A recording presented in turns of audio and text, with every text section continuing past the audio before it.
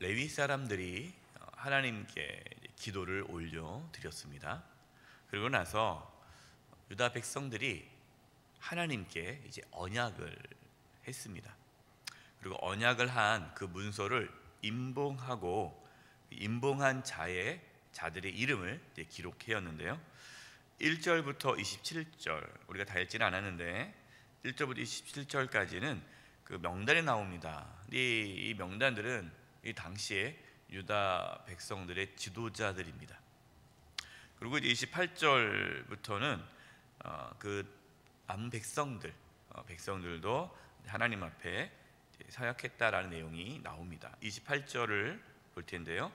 그 남은 백성과 제사장들과 레위 사람들과 문지기들과 노래하는 자들과 느디님 사람들과 및 이방 사람과 절교하고 하나님의 율법을 준행하는 모든 자와 그들의 아내와 그들의 자녀들 곧 지식과 총명이 있는 자들은 하면서 하나님 앞에 언약을 하고 말씀을 지키기로 고백했던 분들이 이제 사람들이 이제 기록되어져 있는데요.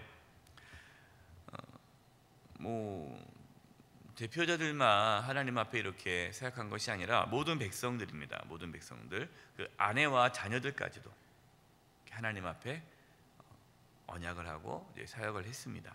근데 여기서 우리가 주의 있게 봐야 될 것은 이방 사람과 절교하고 하나님의 율법을 준행하는 모든 자라고 이렇게 말씀하고 있는데요. 하나님은 이방 사람들과 혼인하지 말아라 이렇게 말씀하셨습니다. 그 이유는 이방 여인을 아내로 맞이하면 그 이방 여인이 자기네 나라에 섬겼던 우상들을 갖고 오는 거예요. 그러면은 자연스럽게 이 이방 여인을 통해서 우상 숭배가 이스라엘 공동체 안에 들어올 수 있기 때문에 절대로 이방 여인을 아내로 맞이해서는 안 된다. 또 딸도 마찬가지, 딸도 다른 또 이방인들에게 시집 보내면 안 된다. 왜냐하면 그럼 딸이 또 거기 가서 우상을 섬겨야 되기 때문이죠. 그러나 이스라엘 백성들은 이 하나님의 말씀을 어겨서 자신들이 원하는 대로 이방 여인을 아내로 맞이합니다. 결국 어떻게 되었습니까? 이스라엘 백성들은 그 이방 여인을 아내로 맞이하는 것으로 인해서 그 여인들이 가지고 들어온 우상 숭배, 우상을 섬기게 되죠. 결국 그것이 이스라엘 백성들이 하나님께 범죄하게 되고 그것이 이스라엘 공동체를 무너뜨리는 죄의 출발점이 된 거예요. 그래서 다시금 이제 예루살렘 유다 공동체를 세워가는 데 있어서 이제 성벽도 완공됐고 다시 모든 것이 다 재정비가 되는데 중요한 것이 뭐겠습니까? 하나님의 말씀을 제대로 지켜가는 겁니다. 그 첫 출발점은 이방 사람들과 통혼하지 않는 거였어요. 하나님의 말씀을 지키는 것이 참 중요한데 하나님의 말씀을 지키는 것 중에 가장 현실적이고 실제적인 것은 이방 사람과 절교하는 거예요.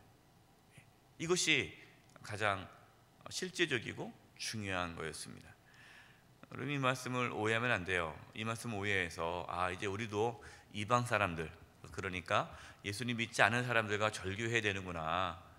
가끔 이제 그런 분들이 있어요. 목사님, 제 친구들 교회 안 다니는 친구들 저 다 끊었습니다. 이렇게 말씀하시는 분이 있어요. 물론 이제 어떤 의도로 그런 말씀을 하셨는지는 알겠지만 우리가 예수 믿지 않는 친구들을 끊으면 안 돼요. 끊으면 그분들 전도 못 하잖아요. 그러니까 이방 사람들과 절교하라. 그러니까 세상 사람들을 만나지 않고 우리끼리 살아라. 이것은 아닙니다. 세상 사람들과 잘 지내야 되죠. 그러나 분명한 것은 하나님을 섬기는 삶은 세상 사람들과 똑같은 삶을 살아가지 않는다라는 거예요. 우리가 세상 사람들처럼 살아간다면, 그들과 함께 살아가고 그들처럼 삶의 방식이 똑같다면 그것은 우리가 하나님을 섬기지 않는 것이고, 우리가 하나님을 섬긴다 하면서 세상 사람들과 똑같은 방식으로 살아간다면 하나님을 속이는 것이죠. 예루살렘 유다 공동체를 재건한다라는 것은 하나님의 말씀대로 살아간다는 것을 뜻합니다. 그래서 29절입니다. 다 그들의 형제 귀족들을 따라 저주를 맹세하기를, 우리가 하나님의 종 모세를 통하여 주신 하나님의 율법을 따라 우리 주 여호와의 모든 계명과 규례와 율례를 지켜 행하여. 만약에 우리가 하나님의 말씀대로 순종하지 않으면 저주가 임할 것이다 라고 사용을 합니다. 이 말씀은 뭐예요? 우리가 하나님 말씀에 순종하겠다는 아주 큰 결단을 보여주는 것이죠. 31절입니다. 또 이제 하나님의 말씀을 지키는 부분에 있어서 이방 사람들과 통혼하지 않는 것과, 그 다음에 31절에는 혹시 이 땅 백성이 안식일에 물품이나 온갖 곡물을 가져다가 팔려고 할지라도 우리가 안식일이나 성일에는 그들에게서 사지 않겠고 7째 해마다 땅을 쉬게 하고 모든 빛을 탕감하리라 하였고, 이제 안식일과 안식년을 지키겠다라고 말씀하고 있어요. 여러분, 이 안식일 그리고 안식년을 지킨다는 것은 경제적인 손실을 감수하겠다는 거예요. 뭐 안식일에 일을 하지 않는다? 다른 이방인들과 교류를, 경제적인 뭔가 무역을 해야 되고 이런 것들을 만약에 안식일에 이방 사람들이 하자 그러면 나는 안 합니다. 그러면 그만큼 손해를 보는 거예요. 또 안식년에는 땅을 쉬게 해야 돼요. 또 모든 빛을 탕감하리라. 이렇게 되면은 경제적인 손실이 당연히 올 수밖에 없죠. 그러나 안식일과 안식년을 왜 지킵니까? 안식일과 안식년을 지키는 의미는 하나님의 주권을 인정하는 거예요. 하나님의 주권. 안식년은 하나님께서 창조하시고 제7일에 안식하지 않았습니까? 7번째 안식했다는 말이에요. 이것을 지키는 거예요.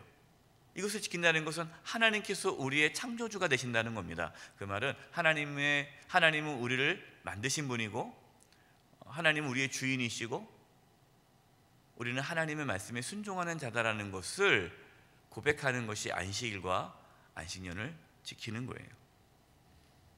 마찬가지입니다. 우리가 주일을 지키지 않습니까? 우리가 주일을 지키고 하나님께 나와서 예배하고 주일 성수를 하는 것은 하나님께서 예수님을 통해 우리에게 참된 안식을 주셨다라는 것을 고백하는 거죠. 그래서 우리는 주일을 지킴으로써 우리는 하나님께 주시는 그 안식, 예수님을 통해서 주시는 참된 안식을 다시 한번 경험하고 그 은혜에 대해서 감사하는 거예요. 또한 우리가 주일을 온전히 지킴으로 예수님이 우리의 주인 되심을 고백하는 겁니다. 그래서 우리가 주일을 지키는 거예요. 32절을 보니까요, 우리가 또 스스로 규례를 정하기를 해마다 각기 세겔의 3분의 1을 수납하여 하나님의 전을 위하여 쓰게 하되. 유다 백성들이 하나님이 시켜서가 아니라 스스로 규례를 정했습니다. 어떠한 규례냐? 해마다 매년 하나님의 전을 위하여, 성전을 위해서 예물을 드리기로 하였습니다. 이제 유다 공동체가 이제 진정으로 회복되려면 뭐가 회복이 돼야 돼요? 예배가 회복돼야 돼요. 예배가 회복되려면 제사를 지내야 되잖아요. 그런데 제사를 지내려면 재정적인 것이 필요하잖아요. 여러 가지 필요한 것들이 있지 않습니까? 그러니까 그런 것들을 제사를 지내고 성전을 또 보수하고 지속적으로 하나님께 예배를 드리려면 재정적인 부분이 필요한 거예요. 그래서 백성들이 스스로 자발적으로 규례를 정해서 우리가 매년 하나님께 예물을 드리겠다라고 고백을 하는 것이죠. 그러면서 또 이제 율법대로 소산의 첫 열매를 드리겠다라고 고백하고, 또한 11조를 드린다라고 고백을 합니다. 38절이에요. 레위 사람들이 11조를 받을 때에는 아론의 제사장 한 사람이 함께 있을 것이요, 레위 사람들은 그 11조의 10분의 1을 가져다가 우리 하나님의 전 곳간의 여러 방에 두되. 우리가 11조를 왜 드립니까? 11조는 우리의 모든 것이 다 하나님 것입니다라는 신앙 고백이에요. 그리고 하나님께서 그 11조 예물을 통해서 하나님께서 하나님의 일을 감당하죠. 39절입니다. 곧 이스라엘 자손과 레위 자손이 거제로 드린 곡식과 새 포도주와 기름을 가져다가 성소의 그릇들을 두는 골방, 곧 섬기는 제사장들과 문지기들과 노래하는 자들이 있는 골방에 둘 것이라. 그리하여 우리가 우리 하나님의 전을 버려 두지 아니하리라. 이스라엘 백성들, 유다 백성들 성벽을 다 재건하고 율법을 지키겠다라고 고백합니다. 그러면서 그게 두 가지죠. 하나는 하나님 앞에 말씀을 온전히 지키기 위해 이방인들과 통혼하지 않겠다. 그 말은 세상 사람들과 똑같이 살아가지 않겠다. 우리의 삶의 방식이 하나님 말씀에 순종하겠다. 이제 그러면서 우리가 하나님의 전을 위해, 하나님을 위해 스스로 하나님께 예물을 드리고 또 율법대로 소산의 첫 열매와 11조 이걸 통해서 이제 유다 공동체를 든든하게 세워가겠다라고 고백을 합니다. 우리 교회도요. 우리 교회가 이제 50년 됐잖아요. 올해 50년 동안 이렇게 아름다운 교회로 세워질 수 있었던 것은 50년 동안 섬겼던 우리 성도님들의 수고 헌신 때문이에요.